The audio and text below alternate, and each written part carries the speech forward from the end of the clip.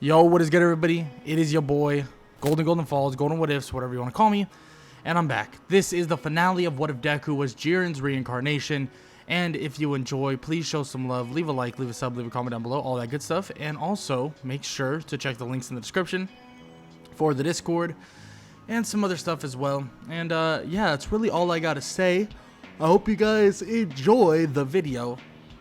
And as always, just enjoy the video, and I hope to continue doing daily what ifs throughout the month of December, and I hope you guys still enjoy them. Now, with that said, let's get right into it. Let's get it. Izuku Midoriya is now ready for his provisional hero license exam, but let's be honest, he is an absolute icon at this point. Famous borderline. When he arrives, everybody swarms him, asking for autographs, asking for this, asking for that.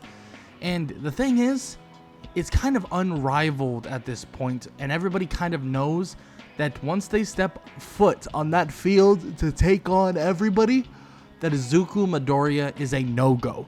Do not go near him, do not touch him, because you will lose. If you want to win and you want to get your provisional hero license, you have to stay away from him, and that is the bottom line, in which everybody realizes this pretty damn quickly, because Izuku would be standing there and the aura he has itself is intense, so intense that people question how his powers even truly work. And well, as he's easily going to get through this first portion of the exam, Aizawa's currently sitting on top with Miss Joke, or sitting on top of the bleachers with Miss Joke, and telling her exactly what Izuku is. Now, he's explaining that Izuku is a great fighter, great warrior, even a future great hero. His power is intense and it almost feels daunting. But the thing is, there's no wasted movement with this kid. Everything has intention. Everything has a purpose. It's as if he has perfect control over his entire body and mind. It's as if every single move he does is in perfect unison with everything around him. That's what truly makes him powerful. All Might, when he punches, when he does all these other things, he winds up, he does this, he does that. No, but Izuku, there is no wasted motion, not a single ounce. He knows what he's going to do before he even does it. Izuku feels like he is just a man amongst boys at all times, even when you include the teachers and these other pro heroes, even face to face with All Might himself.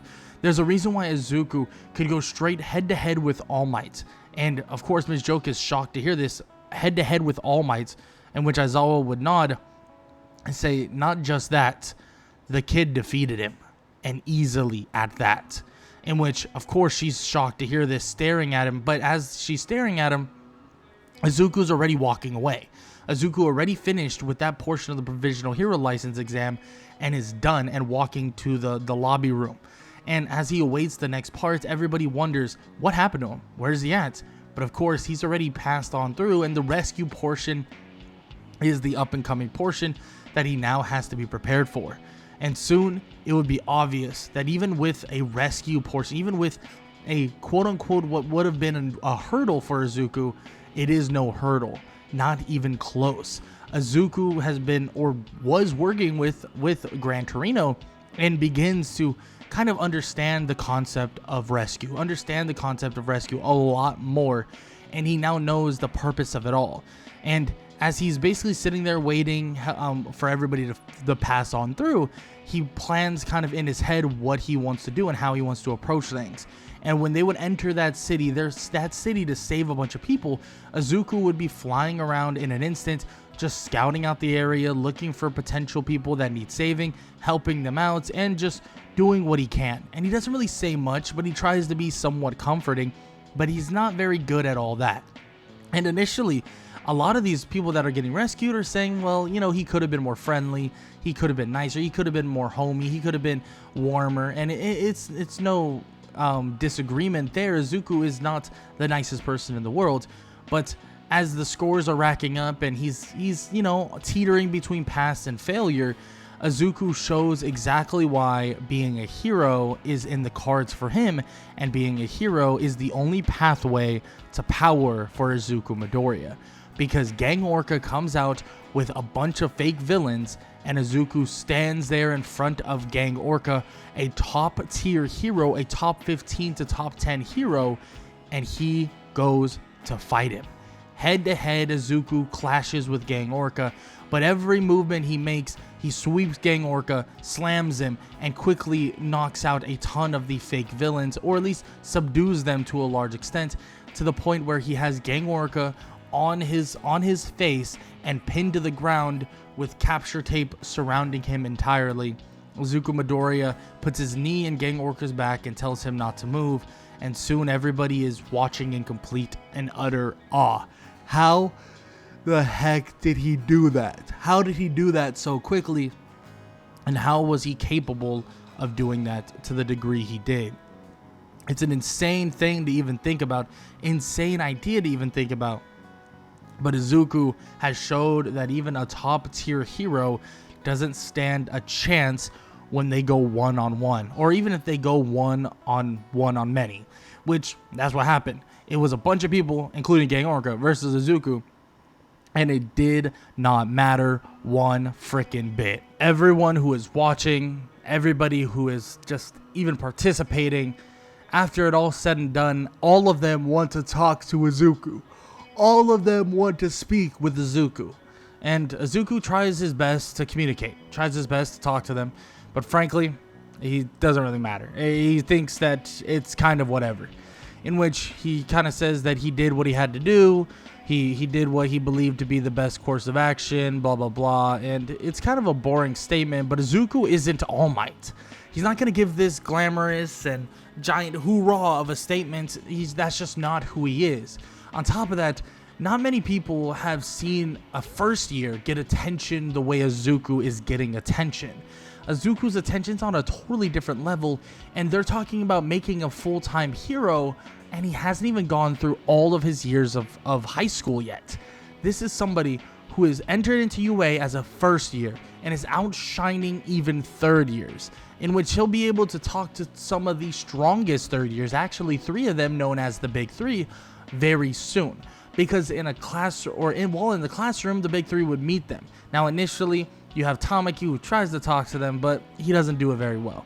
Nejire begins to fangirl just a good little bit about Izuku and about this and about, is it true that he can do this and do that? And everybody's sitting there like, dang, this girl is really obsessed with Izuku to a large extent, in which Izuku kind of just sits there and is like, oh, okay, like this is very awkward. But of course, Mirio jumps in and says, look, this is what I want to show you. This is what we're going to do, because I'm going to have everyone here fight me. In which, of course, Izuku's like, whoa, that's interesting. Like, this guy, hey, he's got something going. That's some confidence right there. And he respects somebody that can come out and want to basically show their true power and show what they're truly capable of. Like, that is respect. That is something that Izuku acknowledges very heavily. But, of course, Aizawa tells him that he can't be a part of this fight. That he can't be, it doesn't make sense. And we all know what would happen if he is a part of this fight. So, Mirio proceeds to take down the entirety of Class 1A, excluding Izuku Midoriya. But Mirio does call him out for a bit of a sparring session as a one-on-one, in which Mirio believes this would put him at better odds. But the fact that he did beat All Might in a technicality, maybe it's not going to be the most fair of a fight in general anyways. But they do fight for a little bit, and Izuku is pretty amused by the quirk that he utilizes. But he can also tell that there's something else underlying within Mirio, that there's a different type of strength and a different type of power.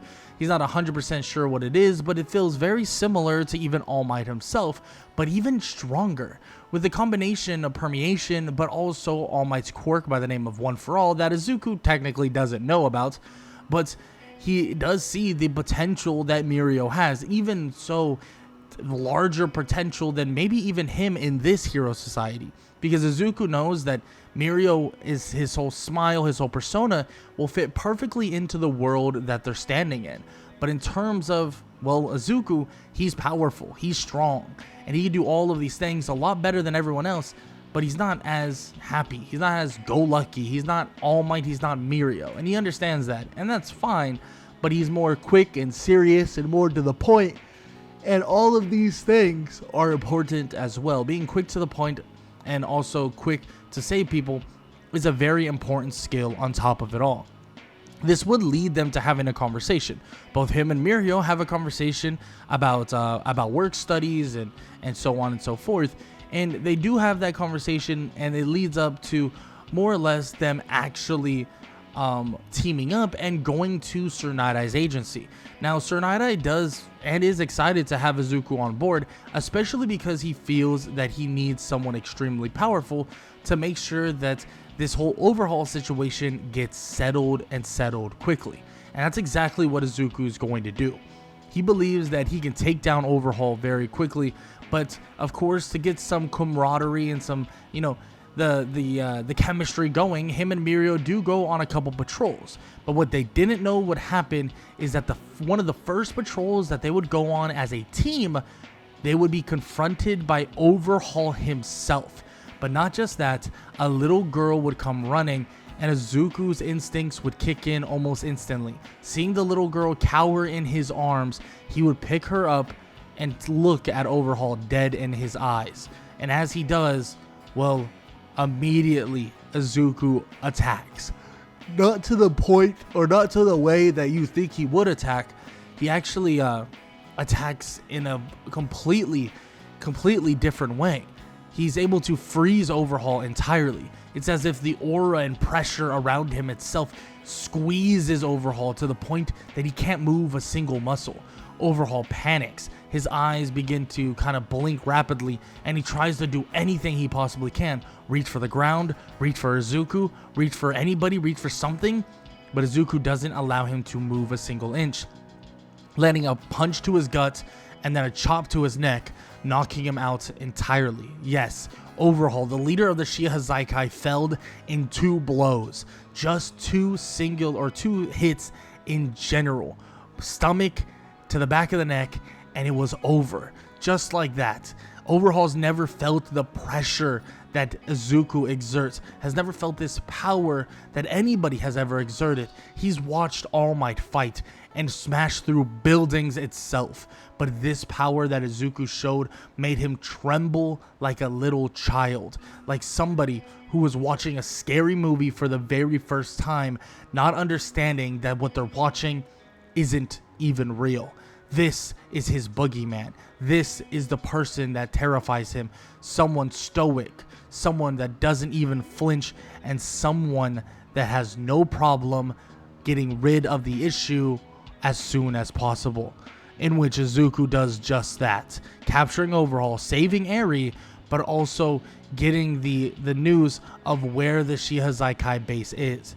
Now, I will say Sir Night-Eye decides that they probably won't need him for this, and they will have him there just in case, but they probably won't need him for it, so he should, get ready and get prepped for other things and learn about different things as well. And of course, they actually didn't need his help necessarily, having plenty of help on the way, and with the absence of Overhaul, and also the absence of preparation for Overhaul, this Shihazaikai base was taken down in mere moments. In a matter of one foul swoop, they're cleared out, handled, and it's basically expelled entirely. And a lot of these villains that are within the Shihazaikai base are kind of defeated based on a surprise. They're defeated based on not knowing what was happening truly at that moment, and they were, boom, done. And that's the truth of it. Izuku was able to set up an invasion of the Shihazaikai base, and set up this invasion very, very easily, because of the early defeat of Overhaul and the early kind of finish of what had occurred in general. Now, with that said, Izuku continues his preparation into being that hero that he seeks out to be. And through this preparation is a lot of training. This training would include dealing with or handling kind of a regimen with his own classmates, with his own classmates at that, being that of the battle between Class 1A and Class 1B. Now, for starters, this is a picture perfect moment, a moment that Izuku is happy to have, but in all honesty, he really shouldn't be a part of this fight at all. His strength is overwhelming, and frankly, he is just that much stronger than everybody else that is currently there. But there's some enjoyment in battling alongside his classmates. There is enjoyment in fighting alongside the people he's been studying and working with all of this time. But here's the thing. Izuku defeats the team that he goes against, and they would even decide to have a whole Class 1B versus Izuku Midoriya, and they would have the challenge, and the challenge would ensue, and the challenge would be simple.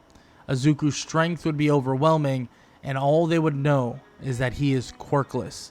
But like I said before, his power goes beyond just the beyond the limitations of just a quirk, and just something as simple as power versus power.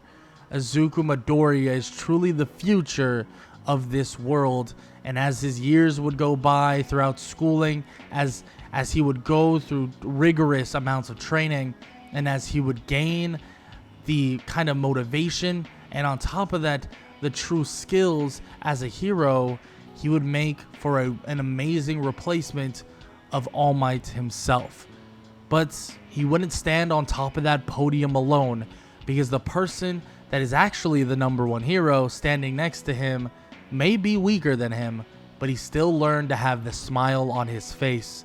Mirio Togata still becomes the #1 hero with Izuku standing next to him, believing that he, even as powerful as he is, he, even with all the might in the world, still needs to learn what being a true hero is about, because it's not about being a true warrior. Being a true hero is what really matters.